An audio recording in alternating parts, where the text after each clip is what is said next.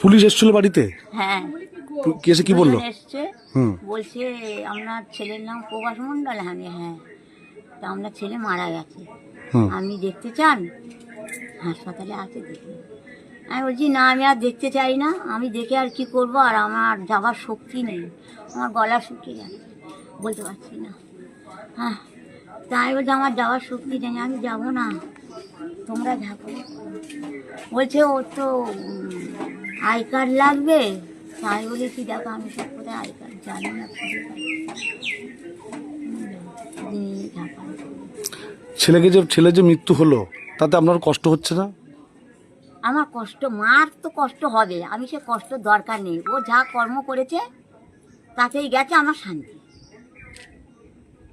মানে ও যে নাবালিকার সঙ্গে যে হ্যাঁ, অত্যাচার করেছে, যা করেছে তাতেই ওর মৃত্যু হয়ে গেছে, ভালোই হয়েছে। আপনারা কি মৃতদেহ আনতে যাবেন? না, আমার কেউ যাওয়ার নেই, আমি যেতে পারবো না, মৃতদেহ আমি আনবো না। আমি তো বললাম আর আমাদের দেখতে চাই না, একদম দেখতে চাই না। তোমরা ওখানে নিয়ে যেখানে গুদমে দেবে, কোথায় দেবে, ফেলে দেবে, দিয়ে যাবে, কেউ যাবে না। আচ্ছা, ওর আচরণে কি আপনারা কি ক্ষুব্ধ ছিলেন? ও মানে খুব অতিষ্ঠ ছিলেন? দেখো আমি আর ওসব কিছু বলতে পারবো না, ও যে গেলে আমাদের কথা শুনিনি, বিশেষ করে মার কথা যদি না শুনি, নিজে নেশা ভাঙ করে, তা আমার অত আর কিচ্ছু বলার নেই।